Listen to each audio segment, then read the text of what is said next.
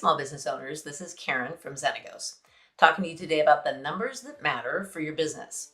Everybody knows that when you start a business or launch a new product, the goal is to make a profit. Your revenue has to be bigger than your expenses, or you don't have a business. We all know that.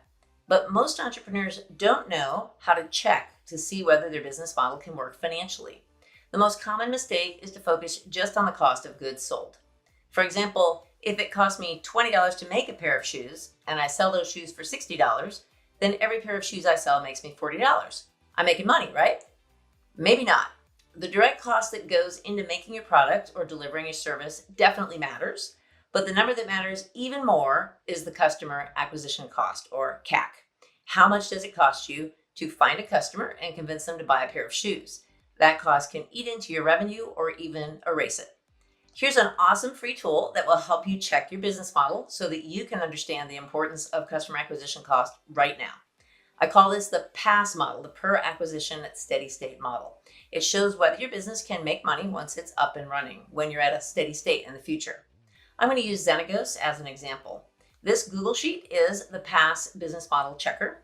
I can only change the yellow cells. If you change something that's in a cell that isn't yellow, you might break the formulas, and then you'll have to download a new one.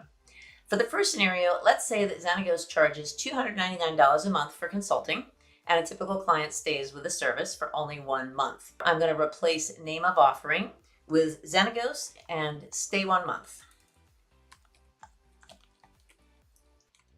We'll start with revenue. In cell B4, I enter $299 since I charge $299 a month for consulting. And remember, a typical client is only going to stay for 1 month in this scenario. I don't have any direct costs because I do all of my consulting over Zoom. Zoom is a fixed cost because it costs me the same amount no matter how many clients I have. So I can put a 0 in cell B5. That makes my gross margin $299. That's a positive number, so far so good. For cell B9, I need my acquisition cost per new customer. That's my customer acquisition cost, or CAC. To get that number, I take the average amount that I spend on marketing each month and divide it by the average number of new clients I sign up each month. So let's say that I spend $1,000 on marketing each month and I sign up 2 new clients each month. 1,000 divided by 2 is $500. So my customer acquisition cost is $500 per new client. Uh-oh, now I'm losing $201 every month. See, if it costs me more to get 1 customer than I make from that customer, then I'm losing money with every customer I serve. You can see how important customer acquisition cost is. For most businesses, it's the number that makes or breaks the business model. Ideally, I would want my customer acquisition cost to be no more than 10% of my revenue. Since my revenue is $299, 10% of that would be $29.9 or about $30. Life isn't perfect, so it may be okay if your acquisition cost is more than 10% of your revenue, but in this case, it's way more than $30. In fact, it's way more than the entire revenue all by itself. So my business model doesn't work, and that's before I've even gotten to the fixed costs: internet, phones, Zoom, insurance.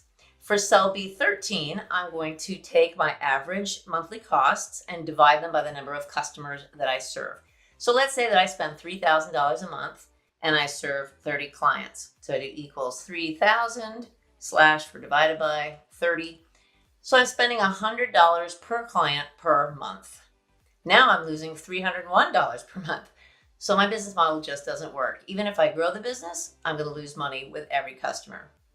That's bad news, but it often happens that when you analyze your business model, you discover something about it that doesn't work. So then you experiment with different scenarios and see if you can find a model that does work. Let's run a different scenario. We'll say that Zenagos charges $299 a month for consulting, but this time we'll say that a typical client stays with the service for 1 year, so 12 months. I'm going to put Zenagos and stay 12 months. For revenue in cell E4, it's 12 months times the $299, so equals 12, star for times 299, enter. So I have a total of $3,588 in revenue for that client. I still don't have any direct costs, so I can still put 0 there. I still have a positive gross margin, so that's good. For cell E9, my customer acquisition cost, or CAC, is still the same. I still spend $1,000 a month on marketing and sign up 2 new clients each month. So my CAC is $1,000 divided by 2, still $500 per new client. I only have to acquire the client once. Now my variable margin is over $3,000, so that's much better than the 1-month business model where I was losing $200 for every customer. My fixed costs are still $100 per client per month, but now the client is staying for 12 months. So I have 12 months of fixed cost, so I'm going to put equals 12 times 100. So I have $1,200 in fixed cost for that client. Now I make $1,888 per customer. That's a positive number, so my business model works. Instead of losing money on every client, in this scenario, I make money with every client. And my acquisition cost is about 14% of my revenue.